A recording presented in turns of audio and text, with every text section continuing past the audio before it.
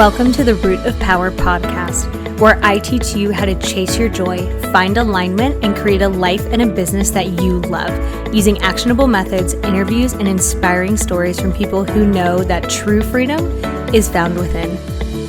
I'm your host, your always hype woman and sometimes ass kicker, Amanda Chils, and I am so proud of you for choosing to step into your power. Come along, we've got dreams to build.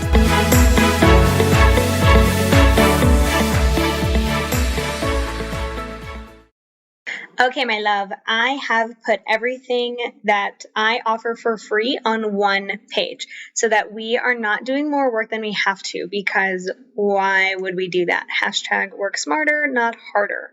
So livemyhappyhealth.com/free. You are going to find everything I've created for not only leveling up in your personal life and building a life that you love, but leveling up in your business life and building a business that you love. Okay? livemyhappyhealth.com/free. Love you. Hi.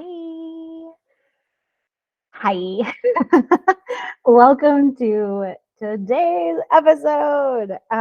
This is a concept that clarifies things for a lot of people, so I thought that it would be useful to talk about. So I'll give you the concept, and then I'm going to give you some stories that explain the concept. But first, I hope that you're doing well. Thank you for being here. It's wonderful. It's wonderful. I hope it's useful to you. It means a lot that you're here. So let's get into it. So the concept is, if you want more, stop accepting less. If you want better, stop accepting less. We get what we choose.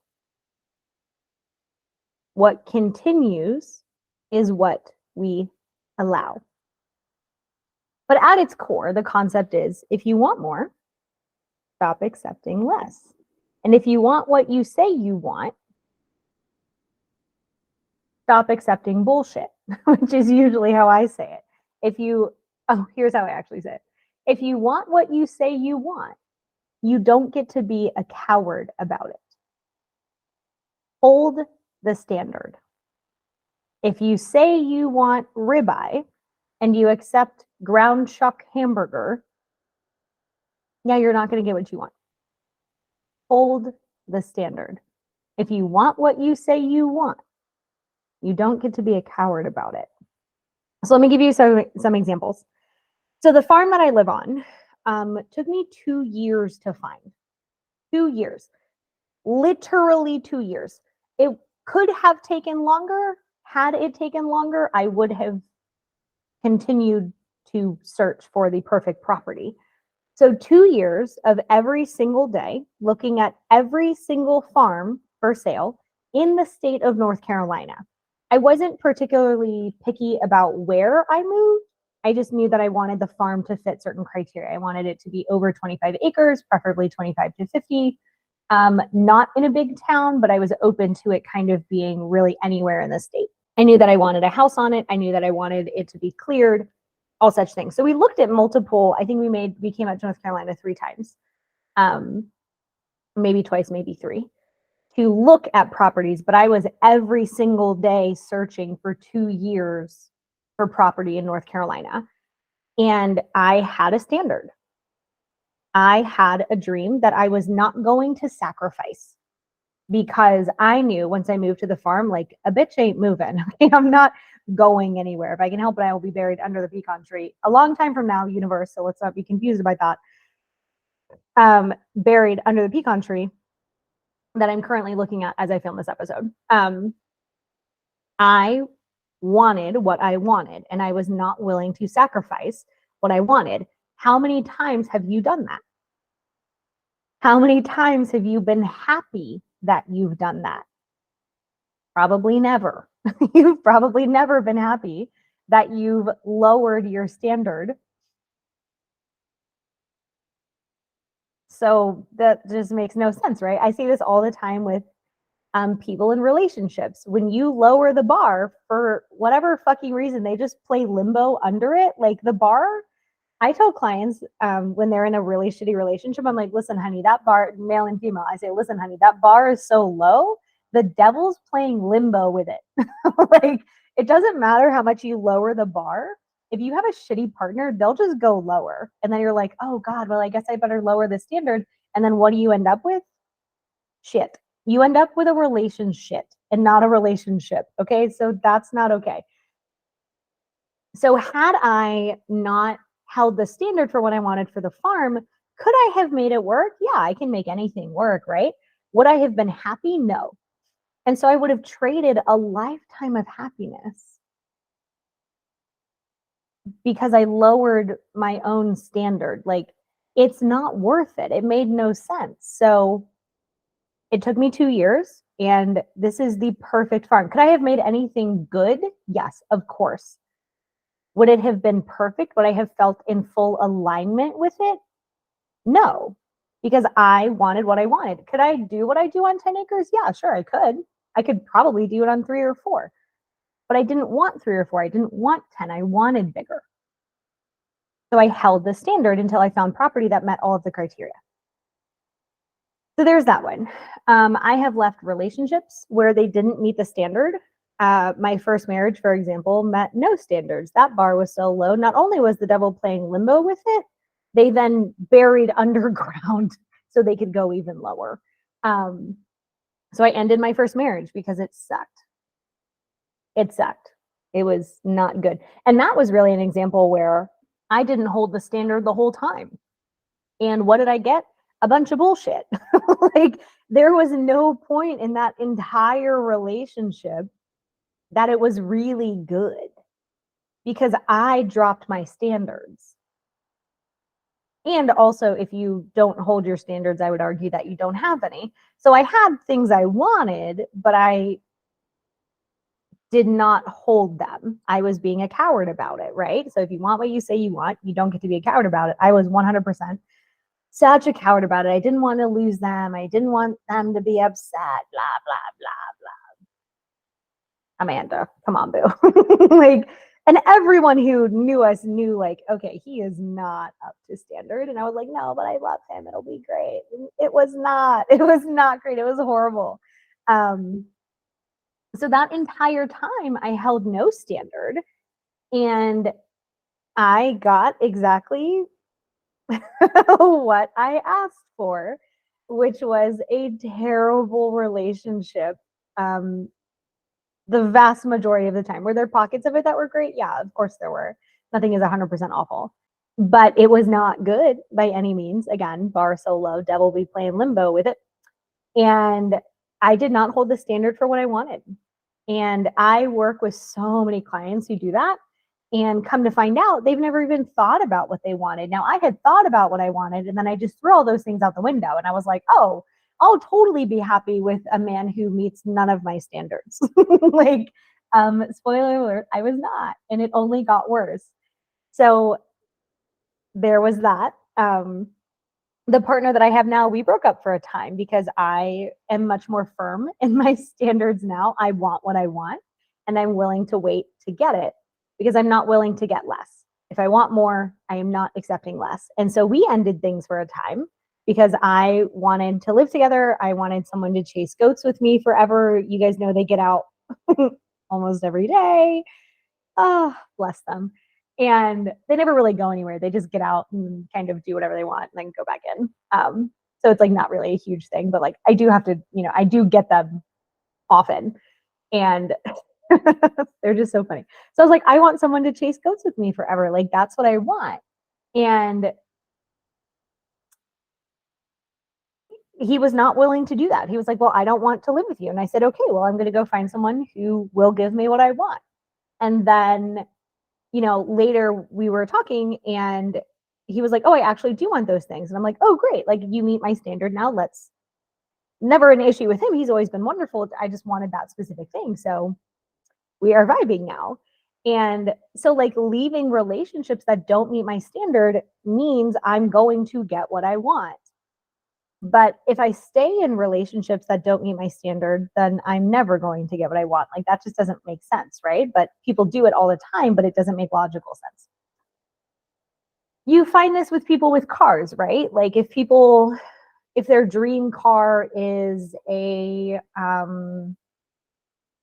4Runner, a Toyota 4Runner, and they get a RAV4, like it doesn't make it not a good car. It just means that they lowered their standard and didn't get what they wanted. So they got less because they didn't hold the standard. Like that's another example. So I've never done that with cars. I have always had cars that I really enjoyed. And I'm not, understand that I'm not a huge car person. I'm not buying like $60,000 cars either. Like I drive a Subaru and I really, really love my Subaru. I love my Subaru. Would it be nice if I had like the new 2023 Subaru? Like, hell yeah, if somebody wants to gift me one, like a girl will take it. But I don't particularly want a car payment right now. So like my standard that I want is I don't want a car payment. So I am not buying a car that would take a car payment. You can do this with clothes, right? So like it's not always huge decisions like relationships or that where you live. It can be a job that you work. What standard do you want for the job that you work? Do you want a certain pay? Do you want certain hours? Do you want flexibility to work from home or not work from home? Like if you accept less, you're going to get probably less than you accept. And then there will always be this misalignment, and that sucks, right? My intention for you is that you're so in alignment that you're like, holy shit, life is so good. Like people complain about life, and I'm like, yeah, literally can't relate. That's my intention for you. So you can do this with clothes, right? Like I am on this journey where I kind of stopped buying like polyester clothes because they no longer feel good. Like those like chiffon type clothes that like a lot of women's clothes are made out of. That doesn't feel good on my skin. It doesn't. I don't like it. So I don't buy it. Like I buy things that are soft. I buy things that are cozy. I found this website where you can buy like silk and cashmere for like stupid cheap. It's called Kinsey, Quince. Like, oh my gosh, so literally so good. Like I got a silk dress for $40. Okay, what? And it's washable. I mean, I wash anything anyway. Like I'm definitely never dry cleaning anything in my life. Like I'm just not gonna do it. I may not dry it, but I'm definitely gonna wash it. Like it is what it is. So yeah, so like you can, it can be smaller decisions like the clothes that you wear, the foods that you eat. Um, I stopped buying things like that. I cleaned out my closet of clothes that feel like that, clothes that make me not, that don't look nice on me, that don't fit the aesthetic that I want. Like they just don't meet my standards. So I just clean them out. And as I replace, which is not to say like all at once, but like as I replace, I feel better because I'm holding my standard, right? Like you're allowed to outgrow things that previously you were into. I don't eat shitty food. Like I'm just not going to do it. I would rather go without than eat food that makes me feel like shit or that tastes like shit. Like, so I have chosen to, like, there are certain restaurants I won't eat at because I don't like the food. Doesn't mean I won't go if someone is like super, super into like that place. Like I can find something to eat pretty much anywhere. But it's like not necessarily a choice that I'm going to make. Right. But if someone wants to go, like, of course, or I'll be like, oh, what if we went to this other place? And sometimes I get lucky and they say yes. And sometimes they're like, oh, I really want this. And it's like, damn it, fine. Okay. For example, I'll be building a house within the next year. So like this is going to be a really interesting one, and I'll keep you guys updated. But this is going to be a really interesting one for holding the standard because a bitch has bougie tastes. Okay, I am bougie about certain things. I'm for whatever reason I'm very, very particular and bougie about doors. So my dream in this house, my standard that I'm going to hold in this house is that every door is stained glass. Now I was looking at stained glass doors and they're like $3,000 a door. And before you like are like, Amanda, what the fuck is wrong with you? What I'm going to do, because I just want stained glass doors, is you can buy stained glass windows for like $100 and you can find a door for $100. So I'm just going to get doors. I'm not going to do it. My dad, bless him, we love him, is going to do it. Cut a hole in the door and put the window in the door. And then bada bing, bada boom, I have stained glass doors. So my standard is stained glass doors. I don't care if I buy them from a manufacturer, But this is more fun because then I can get antique stained glass windows and put them in the doors, and then every door is different. And it's so fun. So the house build will be a really, really interesting hold the standard practice that I'm like really excited about. And then there's like obviously some things that I don't care about too much. Like, no, I mean, I'm pretty particular about a lot of things. So it'll be interesting too to butt it up against my partner's standards and preferences, because it's always interesting, like doing something like that as a partner. To be like, oh, like I have this standard, you have this standard, like so interesting. Let's see where it feels like a win-win. So the house build will just be holding the standard, and then sometimes I imagine arguing with my dad about the things that I want. And he'll be like, that's stupid. Why do you want that? And I'll be like, I don't know. It's just what I want. And I'm going to get what I want because I'm the bitch who's paying for it. So we're going to get what we want. I did this with my team. Like I wanted specific types of people on the team for the therapy practice, and I was not willing to take less.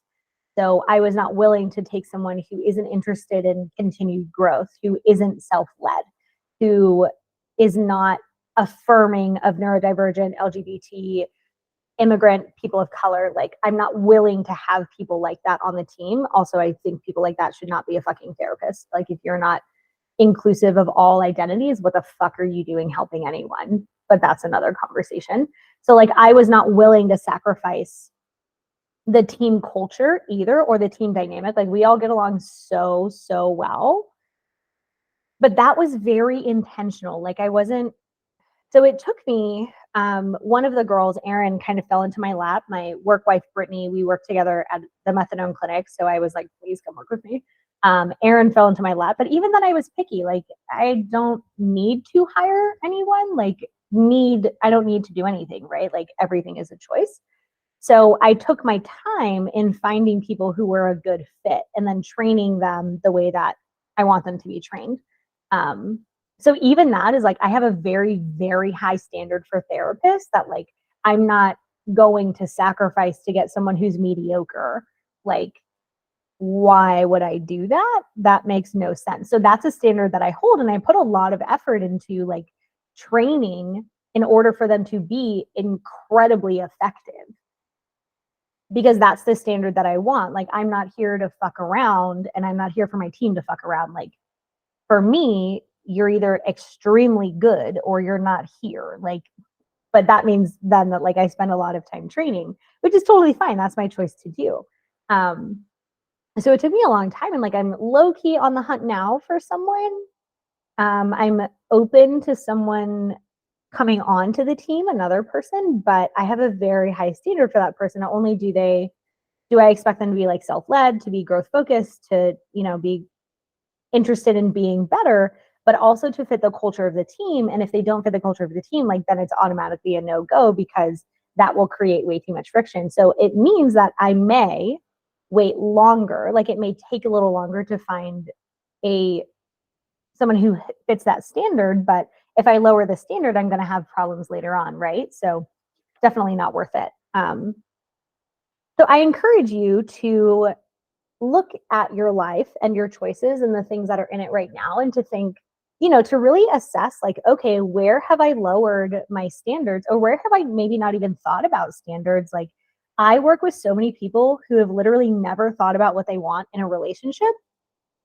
So I'm like, okay, let's set some standards. Like let's set some non-negotiables. And it is such a powerful exercise, not only to define the person that they want, but the relationship characteristics that they want. Most people really miss the relationship characteristics, but like literally we do want both. So where in your life have you lowered a standard, or just not even thought about a standard that you have? And where can we up that standard and be very stubborn about that standard so that you get what you want? Because that's my wish for you, is that you get what you want. Everything in life feels like a ribeye, and nothing in life feels like eating hot mayonnaise that's been left in the sun. So if you want some support with that, holler at your girl at Amanda_Chils on the Insta.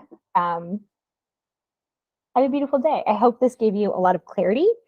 And I hope that you continue to refine until you are so happy. Okay, bye.